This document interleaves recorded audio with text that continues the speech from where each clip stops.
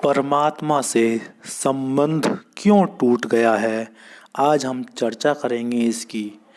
यह ओशो जी ने कहा है, जिन्हें हम धार्मिक कहते हैं वे कहेंगे नास्तिकों के कारण, वैज्ञानिकों के कारण, भौतिकवाद के कारण, पश्चिम की शिक्षा के कारण ईश्वर से मनुष्य का संबंध टूट गया है।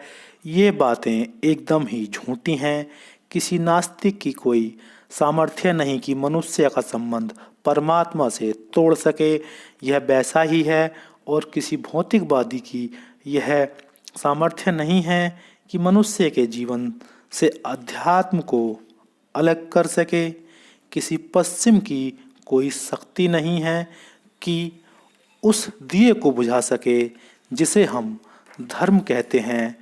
यह वैसा ही है जैसे मेरे घर में अंधेरा हो और आप मुझसे पूछें आकर कि दिए का क्या हुआ, और मैं कहूँ कि मैं क्या करूँ।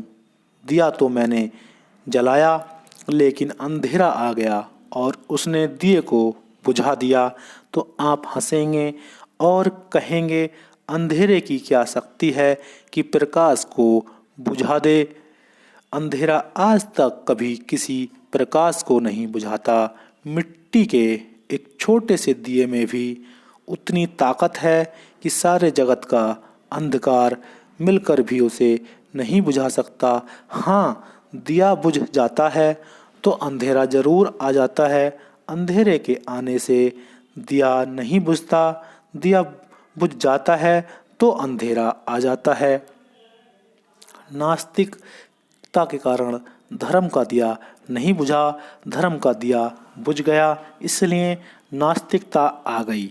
भौतिकवाद के कारण अध्यात्म नहीं बुझ गया, अध्यात्म बुझा है इसलिए भौतिकवाद है। फिर किनके कारण? क्योंकि जब कोई यह कहता है कि नास्तिकता, भौतिकवाद ये धर्म को मिटा रहे हैं, तो वह पता नहीं उसे कि वह धर्म को कमज़ोर और नास्तिकता को मजबूत कह रहा है। उसे पता नहीं कि वह धर्म के पक्ष में नहीं बोल रहा, वह धर्म के विपक्ष में बोल रहा है।